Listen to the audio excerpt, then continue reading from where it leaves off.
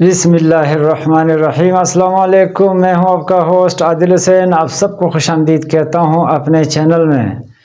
دوستو، قرآن پاک کتاب ہدایت، قرآن پاک جو ہے ایک اتنی عظیم کتاب ہے کہ یہ اللہ تعالیٰ نے جو ہمارے لیے بھیجی ہے، ہدایت بنا کر بھیجی ہے۔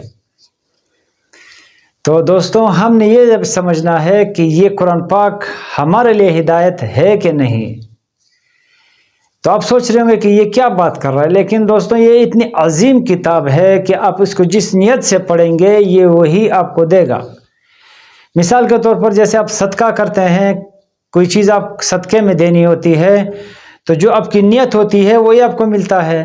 اگر آپ کی نیت ریا کی ہے، لوگوں کو دکھانے کی ہے، تو اس سے آپ کو دکھلاوے کے علاوہ کچھ نہیں ملے گا۔ آخرت میں اس کو آپ کو ثواب نہیں ملے گا۔ دنیا میں آپ کو لوگ اچھا کہہ دیں گے، نیک کہہ دیں گے، بہت نیک انسان کہہ دیں گے، لیکن آخرت میں اس کا آپ کو کوئی ایفیکٹ نہیں ملنے والا، کوئی فائدہ نہیں ملنے والا۔ تو جیسے صدقے نیت سے تعلق رکھتا ہے، اسی طرح جیسے صدقہ نیت سے تعلق رکھتا ہے، اسی طرح قرآن پاک جو ہے وہ بھی نیت سے تعلق رکھتا ہے۔ مثال کے طور پر جیسے یہ قرآن پاک ہے، کتاب ہدایت تو ہے، لیکن ہم اسے کس لیے پڑھتے ہیں؟ ہم اسے پڑھتے ہیں ثواب کے لیے۔ تو ہم اسے ثواب کے لیے پڑھتے ہیں تو یہ ہمیں ثواب دے گا۔ اگر ہم اسے ہدایت کے لیے پڑھیں تو تب یہ ہمیں ہدایت دے گا۔ اگر ہم اسے حکمت کے لیے پڑھیں تو جو اسے حکمت کے لیے پڑھتا ہے اسے حکمت دیتا ہے، اور جو اس سے مسائل کا حل چاہتا ہے تو اس کے لیے مسائل کا حل دیتا ہے، اور جو اسے سائنس اخذ کرنا چاہے تو اسے سائنس سکھاتا ہے۔ یعنی ایک ایسی عظیم الشان کتاب ہے کہ آپ اس کو جس نیت سے پڑھیں گے یہ وہی چیز آپ کو دے گا۔ تو اب ہمیں اپنے گریبانوں میں جان کے دیکھنا ہے کہ ہم کس نیت سے اسے پڑھیں۔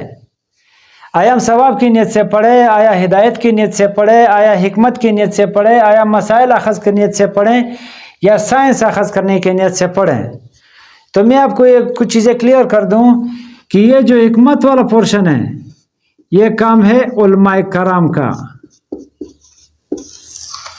یہ ہم عام بندوں کا کام نہیں۔ اور اسے اگر مسائل اخذ کرنے کی بات ہو تو یہ کام ہے مفتیان کرام کا۔ اور اگر اسے آپ سائنس اخذ کرنا چاہیں تو یہ کام ہے سائنسدانوں کا۔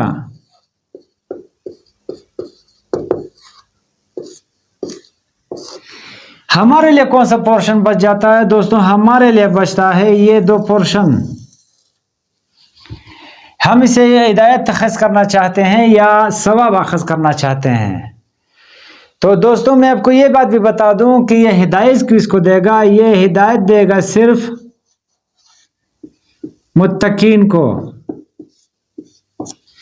اس کے علاوہ یہ کسی کو ہدایت نہیں دے گا۔ یہ متقین کو ہدایت دے گا، جو اسے ہدایت کی نیت سے پڑھیں گے اسے ہدایت دے گا۔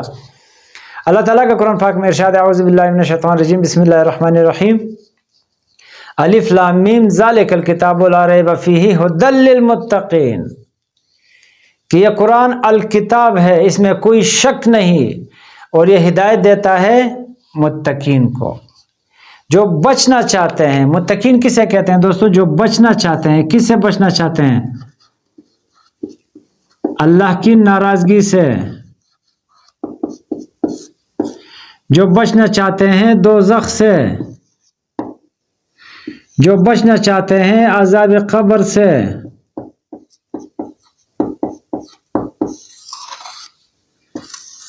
تو دوستوں، جو متقی حضرات ہیں، جو بچنے کی کوشش کرتے ہیں، جو بچنا چاہتے ہیں، جن کے اندر خوف ہے، جن کے اندر ڈر ہے کہ اللہ تعالیٰ ہمیں عذاب نہ دے دے، اللہ تعالیٰ ہمیں دوزخ میں نہ ڈال دے، اللہ تعالیٰ ہمیں قبر کے عذاب میں مبتلا نہ کر دے، جس کے اندر یہ خوف ہے اسے یہ ہدایت دیتا ہے۔ اور متقی اسے کہتے ہیں جس کے اندر ڈر ہے، جس کے اندر خوف ہے، جو ڈرتا ہو اللہ کی ناراضگی سے، اللہ کے عذاب سے، دوزخ کے عذاب سے، قبر کے عذاب سے۔ تو یہ اس کے لیے ہدایت ہے، باقیوں کے لیے ہدایت نہیں ہے، کیونکہ اللہ تعالیٰ قرآن پاک میں ارشاد فرماتا ہے کہ یضل بہ کثیرا ویہدی بہ کثیرا وما یضل بہ الا الفاسقین، کہ یہ بہت لوگوں کو ہدایت دیتا ہے اور بہت لوگوں کو یہ قرآن گمراہ کر دیتا ہے، اور گمراہ کسے کرتا ہے؟ جو فاسق و فاجر اور ناانجار ہو۔ آج کل ہم اسے پڑھتے ہیں ثواب کی نیت سے، تو یہ صرف اور صرف ہمیں ثواب ہی دیتا ہے۔ اور یہ آپ کو بات بتاؤں کہ ہم اسے ثواب کی نیت سے کیوں پڑھتے ہیں۔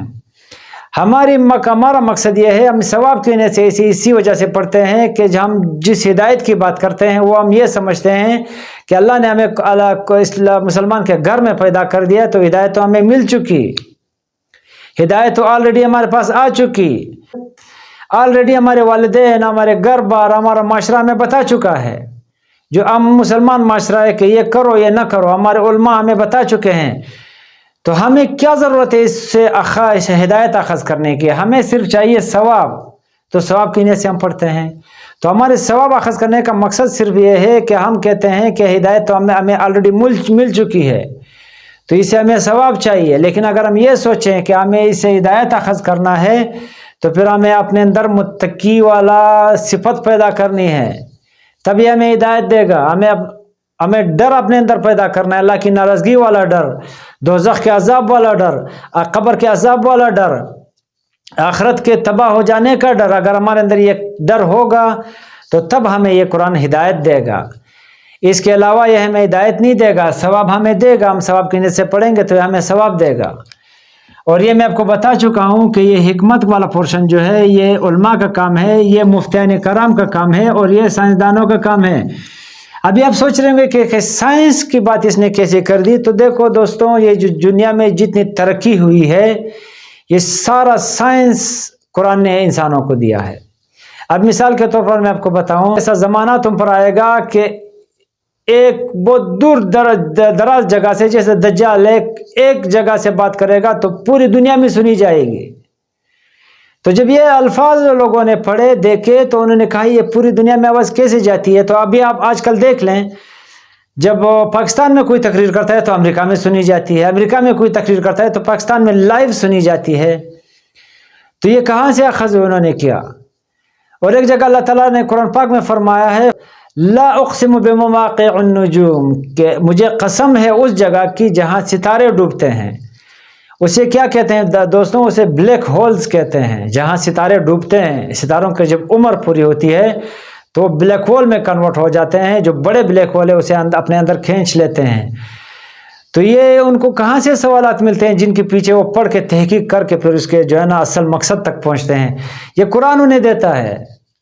تو جو سارے یورپ نے جتنی ترقی کی ہے وہ اسی قرآن کے ذریعے سے کی ہے، وہ اسی قرآن کے ذریعے سے۔ دیکھو اللہ تعالیٰ کا قرآن پاک میں اللہ تعالیٰ کا ارشاد ہے کہ یہ جو ہماری باڈی ہے یہ آخرت میں ہمارے خلاف گواہ بن کر آئے گی، ہمارے ہاتھ ہمارے خلاف گواہی دیں گے، ہمارے پاؤں ہمارے خلاف گواہی دیں گے۔ تو آج کل سائنسدان یہ پڑھ کے بھی تحقیق کر رہے ہیں اور انہوں نے یہ بات ثابت کر دی ہے کہ ہمارے جلد کے اندر جو خلیے ہیں وہ سنتے ہیں، ان کے اندر اتنی صلاحیت ہے کہ وہ سن کر اپنے اندر جو ہے نا الفاظ کیچ کرتے ہیں۔ یہ بول نہیں سکتے کیونکہ اللہ نے انہیں بولنے کی طاقت نہیں دی ہے۔ جب یہ بولنے کی طاقت اللہ اسے دے گا تو بول پڑیں گے۔ یعنی ہمارے جلد کے جو سیلز ہیں یہ بھی انفارمیشن جو ہے ایکسیپٹ کرتے ہیں، اپنے اندر جمع کرتے ہیں۔ تو ان کے اندر بولنے کی صلاحیت صرف نہیں ہے، وہ اللہ اسے دے گا تو بول پڑیں گے۔ تو یہ کہاں سے سیکھتے ہیں دوستوں؟ یہ قرآن پاک سے سیکھتے ہیں۔ یہ اتنی عظیم الشان کتاب ہے کہ اس سے آپ جو چاہتے ہیں وہ حاصل کر سکتے ہیں۔ ابھی آپ کی نیت کیا ہے، مسئلہ اس پر آ کے ٹھہرتا ہے کہ آپ کی نیت کیا، آپ کیا چاہتے ہیں۔ آپ کو ثواب چاہیے، آپ کو ہدایت چاہیے، آپ کو حکمت چاہیے، آپ کو مسائل کا حل چاہیے، آپ کو سائنس چاہیے۔ تو یہ میں آپ کو بتا چکا ہوں کہ یہ پورشن ہمارا نہیں ہے۔ یہ حکمت اور مسائل کا حل اور سائنسدان، حکمت اور جو ہے نا مسائل کا حل، ان کے لیے آپ کو 15 14 16 علوم پڑھنے پڑیں گے۔ اس کے علاوہ آپ اس سے کچھ بھی اخذ نہیں کر سکتے۔ آپ اگر اسے اخذ کرنا چاہتے ہیں تو ہدایت اخذ کر سکتے ہیں کہ اللہ تعالیٰ نے کہا کہ یہ ہدایت کے لیے میں نے قرآن کو آسان کر دیا ہے۔ کوئی ہے ہدایت کا حاصل کرنے والا؟ تو یہ ہدایت کے لیے آسان ہے، لیکن حکمت کے لیے اور مسائل اخذ کرنے کے لیے بہت مشکل ہے۔ اس کے لیے آپ کو پھر 14 اور 16 علوم پڑھنے کے بعد ہی آپ اسے مسائل اور حکمت حاصل کر سکتے ہیں۔ تو ہمیں تو ہدایت چاہیے۔ جو ہدایت ہم بچپن سے کہتے ہیں کہ ہمیں مل چکی ہے پیدائشی طور، وہ ہدایت نہیں ہے دوستوں، وہ عقیدہ ہے۔ اس سے ہمارے عمل میں چینج پیدا نہیں ہوتا۔ تو تو ہدایت اسے کہتے ہیں جو آپ کی زندگی، آپ کے اعمال کو چینج کر دے، آپ کو بالکل ایک چینج پرسن بنا دے، آپ کے اندر انقلاب برپا کر دے، اسے ہدایت کہتے ہیں۔ تو یہ قرآن پاک کتاب ہدایت ہے، تو اسے ہدایت اخذ کرنے کے لیے ہمیں اسے ہدایت کی نیت سے ہی پڑھنا ہے۔ ثواب کی نیت سے پڑھیں گے تو ثواب دے گا، ہدایت کی نیت سے پڑھیں گے تو ہدایت دے گا۔ ابھی ہمیں اپنے گریبانوں کے اندر جھانکنا ہے کہ ہم اسے جو پڑھ رہے ہیں وہ کس نیت سے پڑھ رہے ہیں، اور اگر اس کے بعد پڑھنا ہے تو کون سی نیت کر کے پڑھنا ہے۔ دوستوں، یہ اپنے ساتھ ایک بات کلیئر کر دیں تاکہ ہمارے وہ جہان جو ہے نا ہمارے خوشیوں میں تبدیل ہو جائے۔ تو دوستوں، یہ تھی کی آج کی ویڈیو، مجھے امید آپ کو پسند آئی ہوگی۔ اگر آپ کو اچھی لگی ہو تو بھائی دوستوں کے ساتھ بھی شیئر کریں۔ اپنے ہوسٹ کو دیجیے اجازت۔ اللہ حافظ و ناصر۔